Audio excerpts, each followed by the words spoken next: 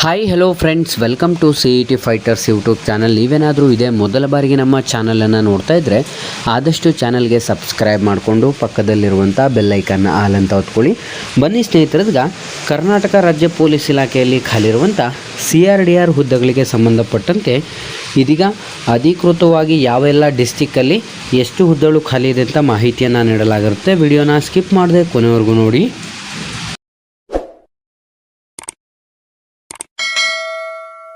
ಇಲ್ಲಿ ಕಾಣಿಸ್ತಾ ಇದೆ ನೋಡಿ ಸ್ನೇಹಿತರೆ, ಕರ್ನಾಟಕ ಸರ್ಕಾರ ಪೊಲೀಸ್ ಇಲಾಖೆ ಡೈರೆಕ್ಟರ್ ಜನರಲ್ ಮತ್ತು ಇನ್ಸ್ಪೆಕ್ಟರ್ ಜನರಲ್ ಆಫ್ ಪೊಲೀಸರವರ ಕಚೇರಿ ದಿನಾಂಕ 10/10/2025 ಪ್ರಕಟಿಸಲಾಗಿರುತ್ತೆ. ಸಶಸ್ತ್ರ ಪೊಲೀಸ್ ಕಾನ್ಸ್ಟೇಬಲ್ ಹುದ್ದೆಗಳನ್ನು ಭರ್ತಿ ಮಾಡುವ ಕುರಿತು ಅಂತಲೂ ಕೂಡ ನೀಡಲಾಗಿದ್ದು 1650 ಸಶಸ್ತ್ರ ಪೊಲೀಸ್ ಕಾನ್ಸ್ಟೇಬಲ್, ಅದರಲ್ಲಿ 275 ಕಲ್ಯಾಣ ಕರ್ನಾಟಕ ಮತ್ತು 1375 ನಾನ್ ಕಲ್ಯಾಣ ಕರ್ನಾಟಕಕ್ಕೆ ಒಳಗೊಂಡಂತೆ ಇದೀಗ ಅಧಿಕೃತವಾಗಿ 1650ಕ್ಕೂ ಹೆಚ್ಚು ಪೊಲೀಸ್ ಕಾನ್ಸ್ಟೇಬಲ್ ಹುದ್ದೆಗಳಿಗೆ ಸಂಬಂಧಪಟ್ಟಂತೆ ವರ್ಗೀಕರಣವನ್ನು ಕೂಡ ನೀಡಲಾಗಿರುತ್ತೆ.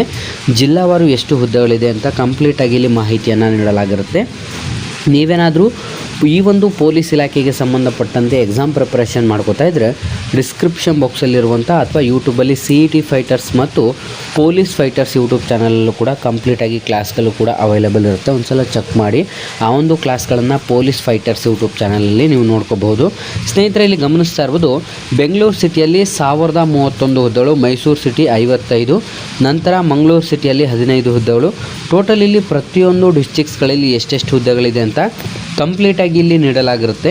ಈ ಒಂದು PDF ಲಿಂಕನ್ನು ನಮ್ಮ CET ಫೈಟರ್ಸ್ ಟೆಲಿಗ್ರಾಮ್ ಗ್ರೂಪಲ್ಲೂ ಕೂಡ ಅಪ್ಲೋಡ್ ಮಾಡಿರ್ತೀವಿ ಮತ್ತು ಈ ಒಂದು ನಮ್ಮ ಪೊಲೀಸ್ ಫೈಟರ್ಸ್ ಹಾಗೂ CET ಫೈಟರ್ಸ್ ಎರಡೂ ಚಾನಲಲ್ಲೂ ಕೂಡ ಅವೈಲೇಬಲ್ ಇರುತ್ತೆ. ಡಿಸ್ಕ್ರಿಪ್ಷನ್ ಬಾಕ್ಸಲ್ಲೂ ಕೂಡ ಕೊಟ್ಟಿರ್ತೀನಿ, PDF ಲಿಂಕನ್ನು ಚೆಕ್ ಮಾಡ್ಕೋಬೋದು. ಇಲ್ಲಿ ಒಟ್ಟು ನೀವು ನೋಡ್ತಾ ಇರ್ಬೋದು 1650ಕ್ಕೂ ಹೆಚ್ಚು ಒಂದು ಪೊಲೀಸ್ ಕಾನ್ಸ್ಟೇಬಲ್ ಹುದ್ದೆಗಳ ಅಧಿಸೂಚನೆ ಆಗಿದ್ದು, NHKಯಲ್ಲಿ 1360ಕ್ಕೂ ಹೆಚ್ಚು ಹುದ್ದೆಗಳು ಮತ್ತು HK ರೀಜನಲ್ಲಿ 275 ಹುದ್ದೆಗಳನ್ನು ಒಳಗೊಂಡಂತೆ 1650 ಹುದ್ದೆಗಳಾಗಿರುತ್ತೆ. ಸ್ನೇಹಿತರೆ, ಈಗ ಆಲ್ರೆಡಿ ಒಂದು ಪ್ರತಿಯೊಂದು ಇಲಾಖೆಗೆ ಸಂಬಂಧಪಟ್ಟಂತೆ ಯಾವೆಲ್ಲ ಇಲಾಖೆಗಳಲ್ಲಿ ಹುದ್ದೆಗಳು ಖಾಲಿದ್ವು ಎಲ್ಲ ಇಲಾಖೆಗಳಿಗೂ ಕೂಡ ಇಂಟರ್ನಲ್ ರಿಸರ್ವೇಷನ್ ಅಪ್ಲೈ ಆಗಿಬಿಟ್ಟು ನಿಮಗೆ ನೇಮಕಾತಿಯ ಒಂದು ಅಧಿಸೂಚನೆಯ ರೋಸ್ಟರನ್ನು ಬಿಡುಗಡೆ ಮಾಡಲಾಗಿರುತ್ತೆ. ಅಭ್ಯರ್ಥಿಗಳಿಗೆ ಯಾವ ಕ್ಯಾಟಗರಿಗೆ ಎಷ್ಟು ಹುದ್ದೆಗಳ ವರ್ಗೀಕರಣ ಅಂತ ರೋಸ್ಟರ್ನ ಮುಖಾಂತರ ಪ್ರಿಪೇರ್ ಮಾಡಿ ಅಧಿಕೃತವಾದಂಥ ನೋಟಿಫಿಕೇಷನನ್ನು ಇನ್ನೇನು ಕೆಲವೇ ದಿನಗಳಲ್ಲಿ ಬಿಡುಗಡೆ ಮಾಡಲಾಗುತ್ತೆ.